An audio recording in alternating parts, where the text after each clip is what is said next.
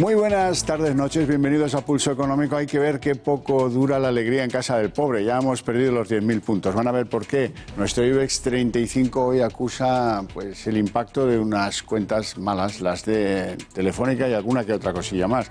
El asunto es que al cierre perdemos 1,51%, 9.931, perdemos los 10.000.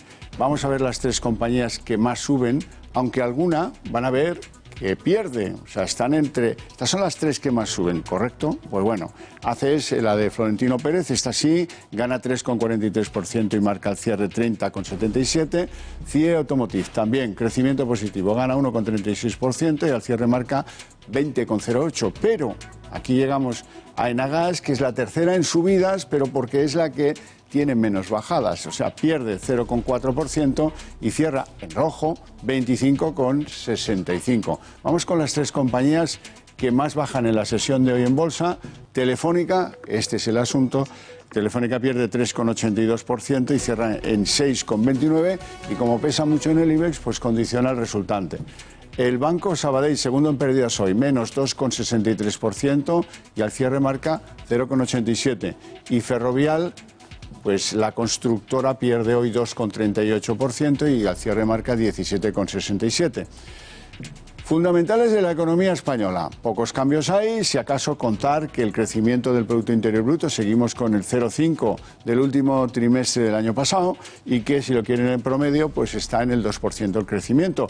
El IPC, la inflación con los datos de enero marca que los precios han crecido un 1,1% y el desempleo, el paro, pues según los datos de la EPA de diciembre afecta al 13,78% de la población activa. El Euribor, pues esta es otra guerra porque estos llevan un promedio de 12 meses negativo, menos 0,283, una maravilla. Hasta aquí los datos, vamos con lo fundamental de nuestra tertulia, la barandilla. El IBEX pierde los 10.000 puntos por el peso de la caída que ha manifestado hoy en el parque Telefónica. Tenemos que hablar del sector exterior español porque las exportaciones están en sus peores registros desde 2010. El déficit comercial cae un 5,5% el año pasado. Y la patronal COE, que revisa a la baja las previsiones de crecimiento y son algo más pesimistas que las del gobierno, luego se lo contamos. Alarma, por cierto, en el sector bancario. ¿Por qué? Porque el Banco Central Europeo, esa entidad que preside Christine Lagarde, avisa de que la rentabilidad bancaria va a caer hasta el 5% por la prolongación de los entornos de tipos bajos. Y hablando de banca, la banca francesa vale en estos momentos un 11% más que la española, cosa que no pasaba en los últimos 12 años. Hay que hablar de Telefónica en nombre propio y han visto el castigo que ha sufrido en bolsa. ¿Por qué? Pues porque ha reducido un 65,7% sus beneficios por el coste de la reestructuración de su plantilla española. Por cierto, hay que decir que su presidente Álvarez Pallete va a cobrar este año 5,5 millones de euros, que no está mal la tela. El HSBC, el principal de los bancos europeos, ve agotado el potencial alcista de Iberdrola. Luego les vamos a preguntar a nuestros invitados si también coinciden con ese análisis. Y hablaremos de Inditex. ¿Por qué? Porque vuelve a los 100.000 millones de capitalización, aunque da la sensación de que le cuesta mantenerlos. Y un caso interesante, el de Repsol. Repsol piensa pagar 1.000 millones en dividendos extra, a pesar de haber presentado unas pérdidas récord, 3.800 millones en rojo. Y sobre todo anuncia que dobla la remuneración de su consejo. Vamos a ver qué nos parece este caso, el de Repsol. Y el caso que nos parece fatal es el caso BBVA Villarejo. Los empleados del BBVA están estudiando denunciar al banco por haberles espiado a través del ex policía, del ex comisario. Hablaremos de Renfe porque Renfe ingresará 5.500 millones por operar la línea de AVE Houston-Dallas y esa es una buena noticia. Todo lo que sea ganar concursos en el extranjero ya saben que cuenta con nuestra aprobación. Y hablaremos un poquito, siquiera una vez, del oro. ¿Por qué? Porque marca nuevos máximos desde 2013 y ya no se descarta la vuelta a $2.000 del precio de la onza de oro. Por último, hablamos de IFEMA. ¿Y por qué? Porque abre el lunes el salón HIP Hospitality Innovation Planet. Es el sector llamado Horeca de la hostelería y la restauración. Y bueno, van a estar ahí presentes todos los grandes de ese sector de la hostelería y la restauración, si acaso de Europa y algunos de los mundiales. Ya sin más, les presentamos a nuestros invitados en la sesión de Pulso Económico de hoy. Don Darío García, analista de XTV. ¿Todo bien? Buenas tardes. Muy bien. Me alegra verle. Doña Sara Carbonell, lo mismo le digo. Todo muy bien también. Directora general de CMC Markets. ¿Cómo ha visto la sesión hoy? Bueno, pues hemos visto dos protagonistas, que son Repsol y Telefónica, que presentaban resultados y que, sobre todo, Telefónica ha sido muy castigada, lo que ha hecho que ha empujado el IBEX hacia abajo. Luego ha terminado mejor de lo que ha llegado a ir, porque iba perdiendo en un momento dado casi un 6%. Y luego también hemos tenido, pues por ejemplo, IAG, que Air France ha hablado, ¿no?, de todas las pérdidas que ha supuesto o que va a suponer el coronavirus, con lo cual las aerolíneas en general hoy también han estado castigadas. Con lo cual, sesión mala. Una sesión mala, sí. Darío. Básicamente viene a colación el sentimiento del mercado por parte de cómo vaya evolucionando el tema del coronavirus, y afortunadamente, al menos en el IBEX 35 teníamos fundamentales, es decir, las publicaciones de resultados. Por lo tanto, el comportamiento del IBEX ha sido racional por los componentes que están dentro de él. Y hoy se entiende bien, ¿no? Efectivamente, no ha sido algo exógeno que nada tiene que ver con los mercados financieros, lo que en este caso se preveía que por el recorte de plantilla de Telefónica. Y lo que cuesta hacerlo, ¿verdad? Efectivamente, y hay que provisionarlo, eso es lo que ha hecho. Claro. Bueno, tendremos oportunidad de hablar tanto de Telefónica como de Repsol a lo largo del programa. Vamos entonces a avanzar en un dato técnico, pero que explica en buena medida el estancamiento de nuestra economía. Las exportaciones están en sus peores registros desde 2010 y el déficit comercial ha caído un 5,5% el año pasado. Así es que esto no mejora, Si no exportamos, no saldremos del hoyo, ¿no? El único dato positivo que tenemos es que los que han salido publicados son mejores que los del año pasado, pero la referencia real que tenemos, que eran los mínimos de 2010, es ahora mismo la rebaba del vaso que está a punto de rebosar. Veremos qué es lo que pasa a partir de ahora con las negociaciones particulares de España en concreto con Estados Unidos. Sara. Bueno, efectivamente, lo que ha sido un muy mal dato es el crecimiento, es decir, es el peor crecimiento efectivamente desde 2010, realmente, pero sí que ha habido crecimiento, ¿no? Las exportaciones han vuelto a subir pues casi un 2%, pero lo que es verdad es que ahí hay un sector muy tocado, que es lo que ha provocado esto, que es el de automóviles, donde estamos muy atrasados. Claro, economía. Que para 2040 tiene que haber coches sin emisiones, y que todos los que se venden ahora no cumplirán eso para el 2040, que está el tema del coche eléctrico, y ahí es donde España se tiene que, bueno, pues que poner la pila, por decirlo de alguna forma, y reinventarse, porque de ahí es donde... Nunca mejor dicho. Nunca mejor dicho, es verdad. Y ahí ha sido una de las partidas más importantes que ha generado este dato. También hay que decir que además hemos tenido un entorno propicio porque tenemos un euro débil, que eso ayuda a las exportaciones, y ni con eso hemos podido subir ese crecimiento. Bueno, hablando de crecimiento, hoy la patronal COE han revisado sus previsiones de crecimiento y son algo más pesimistas que las del gobierno. No es gran, la diferencia no es grande, pero significativa, ¿no?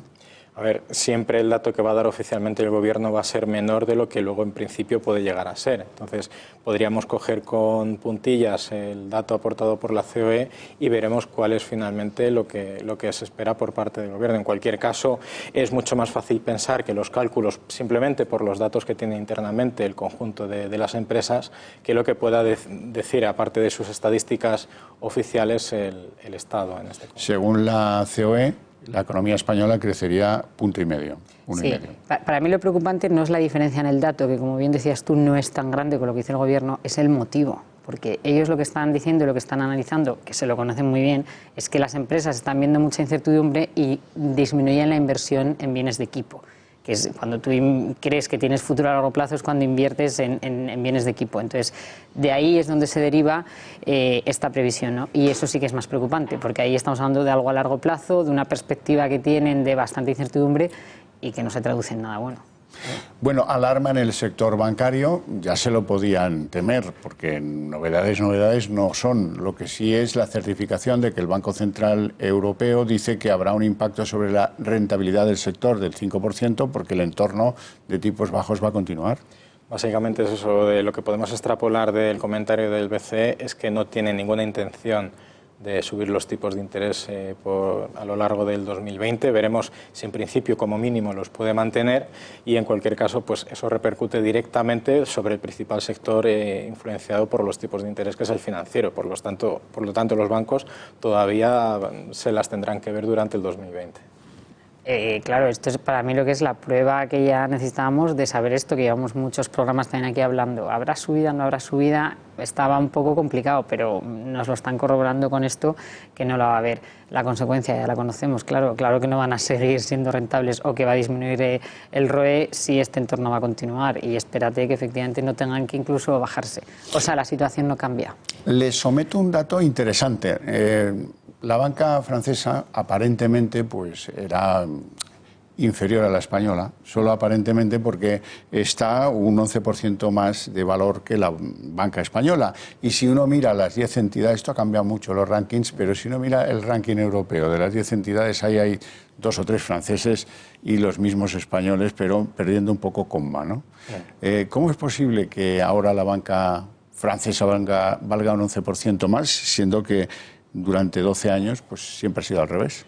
Bueno, eso es un dato simplemente actualizado. Hay que tener en cuenta que si comparamos BNP, Crédit Agricole y SocGen, Société Générale, en comparación con el Santander y el BBVA, la política en principio de reparto de dividendos que han tenido una banca y la otra ha sido totalmente diferente. El Santander y el BBVA han tenido el hábito de hacer scrip dividend, es decir, poder diluir el peso de las acciones para poder tener más acciones en cartera, y eso ha hecho que las cotizaciones de ambas entidades se han ido por los suelos. BNP y Crédit Agricole, que son las que tenemos de referencia, aparte de que han apostado mucho más, de hecho, por el mercado asiático de lo que lo ha hecho la banca española, le ha provisto de una masa crítica de clientes mucho más grande en un entorno de tipos de interés mucho más alto en aquellos países. Por lo tanto, si comparamos el mercado latinoamericano, donde está mucho más centrado quizá el Santander y el BBVA, en comparación con el mercado asiático y todo el mercado africano, que recordemos que son... poco es colonia francesa, es simplemente una masa crítica de clientes mucho más grande que la que tiene la banca española. Estoy de acuerdo, porque estamos hablando de datos de capitalización y efectivamente ahora el banco de mayor capitalización en Europa es BNP, que es un banco muy potente. Efectivamente, la banca francesa ha superado a la española en capitalización. Estoy de acuerdo con todo el argumento que ha dado Darío, y luego también añadir que creo que la banca española quizá en términos bursátiles está demasiado castigada, es decir, que cotiza por debajo. O sea, si hablásemos de potencial de revalorización, probablemente tenga más la española que la francesa. Pero claro, con todos los argumentos que está diciendo Darío, efectivamente el mercado confía más en la francesa, especialmente en el tema de los dividendos. Es que el tema bursátil de Santander y el BBVA es brutal. O sea, tienen un suelo del que ahí no bajan, pero tienen un escalonamiento descendente que de ahí tampoco suben. Por lo tanto, no pueden subir. De ahí no se sale. Sí, puede añadir CaixaBank y alguno más. CaixaBank, de hecho, el modelo técnico de su cotización es más similar a de la banca francesa que a la tradicional española. Por lo tanto, podríamos esperar un movimiento similar. Bueno, hablemos de Telefónica. Ha llegado ese momento en el que tenemos que ver por qué Telefónica lideraba las pérdidas y por qué ha conducido al IBEX a los 9.900, pero en fin, perdiendo tal. Les decía yo antes, 65, casi 66% abajo los beneficios de la compañía de teléfonos, Telefónica, por el coste de la reestructuración de sus plantillas que se han remodelado. Es decir, es por provisiones, efectivamente. Yo creo que lo que ha pasado es que el mercado se ha decepcionado mucho, sobre todo con lo que esperaba el consenso de los analistas en cuanto a EBITDA. Bueno, también hay otras partidas que efectivamente no han crecido lo que se esperaba, pero también hay que decir que tiene puntos positivos, es decir, que yo creo que también el castigo debido a Telefónica quizás ha sido exagerado y de hecho ha habido un momento, como decía antes, que ha llegado a caer un 6% y luego se ha recuperado un poquito, pero que a lo mejor mañana es la oportunidad para entrar más barato y rebota algo, ¿no? Los puntos positivos desde mi punto de vista es que sigue reduciendo la deuda. También es verdad que Telefónica se ha deshecho de inversiones y luego que le sigue afectando mucho, que a mí eso sí que me sorprende, el impacto del tipo de cambio, de las divisas extranjeras. Y en ese sentido creo que todas estas compañías, si hicieran una buena cobertura de divisas desde principios de año, que eso se puede hacer con productos derivados y con un montón de tipos de productos financieros, no tendría tanto impacto en sus resultados. Dígaselo a Álvarez Payete, presidente de Telefónica, que por cierto está en una de las cosas que nos diferencia de otros países. Bueno, la compañía ha perdido el 66% de sus beneficios, pero él va a cobrar un poquito más que el año pasado, 5,5 millones de euros, ¿eh? Yo estoy no hay una relación directa. De acuerdo con todo lo que ha dicho Sara. Simplemente añadir respecto a Payete que ese tipo de remuneraciones suele estar ya provista respecto a los presupuestos de gastos que tiene la empresa desde el año anterior. Por lo tanto, es como que eso ya estaba provisionado también, habría que contar con ello. Luego iremos a Repsol, donde todavía es peor. Pero esto es una de las razones que, en fin, que a la gente le hace desconfiar de las grandes del IBEX, ¿no? Que no son coherentes en su obtención, en fin, esto es lo que hay, ¿no? Se ha perdido el 65 o 66% de los beneficios. Bueno, pues tiene que, en fin, sacrificarse el Consejo, el presidente, el consejero delegado y el Susurcorda. En cualquier caso, hablemos del HSBC, porque dicen que el potencial de crecimiento de Iberdrola se ha agotado. ¿Está usted de acuerdo, no? Creo que no se puede saber. Creo que ahora mismo todas las eléctricas están como en su momento de valor defensivo, tienen el entorno más propicio porque lo que acabamos de comentar, los tipos de interés están por los suelos y luego están apostando por las renovables, que es completamente el futuro, especialmente Iberdrola. Yo he mirado hoy el precio objetivo que le da Morningstar, por ejemplo, que es lo que usamos nosotros para el análisis fundamental, y todavía estaba un poquito por encima de lo que ha cerrado hoy. O sea que según Morningstar todavía tendría algo de potencial, en torno a un 1% si no recuerdo mal. Entonces creo que es algo que realmente no se puede saber, porque el mercado además se vuelve eufórico, se mueve por expectativas, como decía Keynes, se pone a comprar y tira de la acción hacia arriba. Entonces, bueno, habrá que ver qué pasa, pero es verdad que hay que decir que lleva una subida del 70% desde finales de 2018. Es verdad que está un poquito sobrecomprada. Y el casi 25% este año. Sí. Claro, pero un poco el argumento también para revalidar por qué ha subido tanto Iberdrola es para aquellos inversores que no apuestan por los valores refugio puros como el oro o divisas como el yen o el franco suizo o comprar directamente renta fija. Hay valores defensivos que se comportan muy bien en mercados con incertidumbre o con una coyuntura donde no se sabe hacia dónde va a ir. Son valores que tienen unos buenos fundamentales, por lo tanto, simplemente por cómo lo está haciendo la empresa es una buena inversión, pero es que además el propio contexto del mercado da pie a que sea mucho más fácil tomar la decisión de entrar a Iberdrola. Por eso esa gran subida que ha tenido y efectivamente el precio objetivo todavía está ligeramente por encima de su cotización actual. Hablemos de Inditex, la holding de Zara. Bueno, pues ¿cuánto vale en bolsa Inditex? 100.000 millones. Es verdad que hay días que baja un poquito, que está un poco sube y baja y ascensor con el valor de los 100.000 millones, pero ahí le ronda. Espectacular.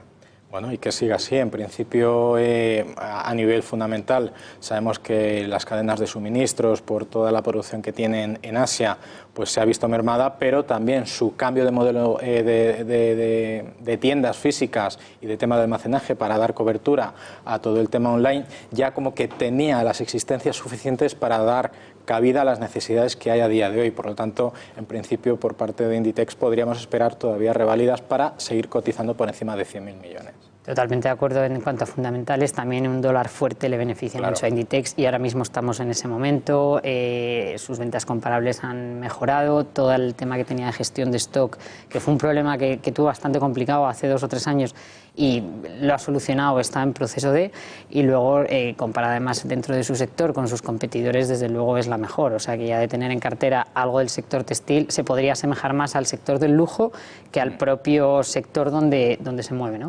Ahora, ahora los 100.000, que los vimos, yo si no recuerdo mal, ya no me acuerdo, pero hace unos años que me acuerdo perfectamente, podría ser hace 6, 7 años, como bien dices, siempre anda moviéndose en torno a eso. Para que se mantenga, bueno, pues tendríamos que yo creo que pasar un tiempo, pero siempre anda en eso. Pero no sería difícil, ¿no? Como bien dice Darío, porque por fundamentales sí que tiene, desde luego, potencial.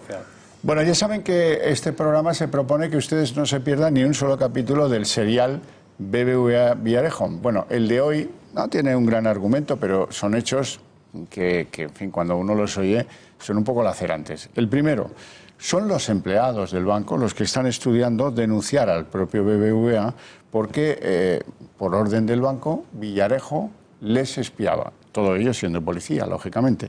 Y en segundo lugar, la empresa contratada para hacer el forensic está enfadadísima con los nuevos gestores del banco. Aquí ya no es Francisco González, sino aquí el cabreo es con la explicación que dieron al juzgado del informe que ellos hicieron, en el que parece que hay omisiones, en el que parece que, en fin, que se dio una explicación que no convence en absoluto. Así es que, bueno, tengo que decirles que esto no afecta a la acción, que lo decimos siempre. Parece que sea una película que nada compromete al BBVA, pero ojo, porque eso en algún momento puede cambiar. No sé si cambia o no respecto a la acción, porque ha quedado demostradísimo en España que no ha impactado ni en el caso de BBVA ni de otras compañías. Para mí hay un riesgo reputacional ahí muy grande, pero que parece ser que nosotros o los inversores españoles no le hemos dado tanta importancia. Y bueno, me parece un capítulo más del culebrón. Sí, bueno, lo que pasa es que si algún día se produce una condena a uno, aunque haya sido presidente en el pasado del BBVA, yo creo que ese es el momento en el que los inversores, sobre todo los norteamericanos, vayan a tomar alguna decisión, ¿eh? Efectivamente, esto al final es una mala imagen de la gestión política quizá de la compañía, que se extiende fuera de lo que es las propias puertas de la misma, y siempre que haya un ámbito judicial por delante, enfrente, en este caso el BBVA, a nivel reputacional, como decía Sara, no lo va a venir nada bien, sobre todo por la captación de inversión extranjera. Claro. Bueno, hablemos siquiera un poquito de Renfe, compañía pública. Ya saben todos a quién me refiero. Bien, pues ingresarán 5.560 millones de euros por operar la línea de AVE entre Houston y Dallas. Bueno, pues es una excelente noticia, ¿no? Sí, al final y al cabo es la adquisición de un contrato por parte del estado de Houston, Texas, perdón, es el de Houston, Dallas es la distancia, y en principio los datos que tenemos es de reparto de los importes. En primer lugar, empezará a obtener unos 288 millones de euros para empezar a trabajar en lo que es la infraestructura de la comunicación, y posteriormente pues recibirá los otros 5.000 y pico los otros 4.000 y pico que faltan para completar esos 5.560 millones de dólares para hacer frente a que haga operativa la vía. Pues muy buenísima noticia, ¿no? Efectivamente. Sí. Esto y lo de los billetes esos de 5 euros está... No paramos de hablar de Renfe. No conozco a nadie que tenga uno, tengo que decirle, ¿no? Se cae en la página web cuando las intentas. Sí, esto de... En fin, bueno, eso se llama ahora marketing, ¿eh? Antes se llamaba de otra manera, un poco más fea. Bueno, quiero que me hablen un poquito del oro. Nunca lo hacemos, la verdad sea dicha, pero como está en nuevos máximos no conocidos desde el 2013 o por ahí, y algunos analistas de materias preciosas dicen que no es descartable que la onza se encarame por los $2.000, pues hay que hablar del oro, que sufre ese efecto positivo refugio, ¿verdad? Efectivamente, incluso cuando hemos visto durante el resto de la semana un movimiento por parte de la renta variable muy bueno, aún así el oro ha seguido subiendo. Viene dibujando un canal alcista en el que ya está encontrándose con la resistencia por encima de los $1.620 por onza. El objetivo de los 2.000 todavía queda muy lejos. Hay otras barreras todavía pendientes de labrar, pero en principio podríamos esperar, siempre y cuando el mercado nos lo deje y el coronavirus lo permita, una pequeña corrección para poder entrar a un precio un poquito más barato. Pero eso sí, la proyección del oro ahora mismo es totalmente alcista. Hay que decir, además, siempre que se habla de mercados, nosotros que ofrecemos oro, el CFD sobre el oro, siempre hablamos de oro, de petróleo, siempre hay unas variables que están súper ligadas a los mercados, ¿no? Hay que decir que el oro suba, el hecho de que el oro suba no es algo positivo, es decir, es porque es activo refugio y ahí se mide en el mercado. De hecho, la propia volatilidad, el CFD de volatilidad nuestro estaba subiendo hoy un 5%, lo que refleja el miedo que hay en el mercado y la incertidumbre. Y hay que añadir más. Tenemos el dólar muy fuerte porque también está haciendo de refugio y la correlación debería ser inversa porque el oro cotiza en dólares. Cuando el dólar sube, normalmente las materias primas caen porque son más caras. Y sin embargo se está dando ahora las dos cosas, igual que decía Darío con la renta variable. Y sin embargo seguimos viendo al oro fuerte. Con lo cual sí que tiene pinta de que va a continuar esa escalada. Ahora los 2000... me parecen un poco lejanos, ya veremos. Por cierto, hemos pasado de largo por el coronavirus, pero no se cura nadie de esto, ¿eh? Y ahí están pues 80.000 contagiados, ahí están 2.000 y pico muertos en otros países, que lo cual ya la crisis ya no es solo en China, sino que también en Corea y también en otros lugares, ¿no? ¿El efecto de eso creen que va a remitir? Que, en fin, las bolsas europeas... Los mercados funcionan mucho por relativos, es decir, cada día que pasa va a haber más infectados y cada día que pasa va a haber más fallecidos, pero lo relativo, es decir, cuántos más infectados ha habido respecto al día anterior, siempre y cuando ese relativo sea menor, el dato va a ser tomado de manera positiva. Sin embargo, pues como hemos conocido a última hora de la tarde, ya con el mercado de contado cerrado, los futuros de todos los índices europeos y de los americanos se han pegado un pequeño batacazo porque han salido datos de que en Corea del Sur está empezando a haber casos de infectados bastante importantes con los que no se contaba. Por lo tanto, la cifra que conoceremos mañana por la mañana, por ejemplo, se disparará igual que como cuando cambió el método contable de los infectados. Eso es, y lo que pasa es que es verdad que también el mercado ya va descontando y ya va conociendo más, es decir, no es algo tan novedoso. Pero si no se soluciona, pues podemos estar ante el nuevo escollo del 2020, por lo menos del primer trimestre. Sí, igual que el año pasado era la guerra comercial o el Brexit. No sé cuánto tardarán en solucionarlo o en ofrecer una versión creíble de sus trabajos, porque tampoco nos llegan informaciones sobre vacunas que sean de fiar. Ese es un poco el sinsabor de cómo ataca el mundo ese problemón, ¿no? Y en el segundo trimestre empezaremos a ver, bueno, ya empezamos a conocer los datos de cómo está afectando a ciertas compañías, pues eso, las aerolíneas... Bueno, no tenemos tiempo para más, lo dejamos aquí, yo les espero mañana, como siempre, a las 8 en punto. Muchas gracias.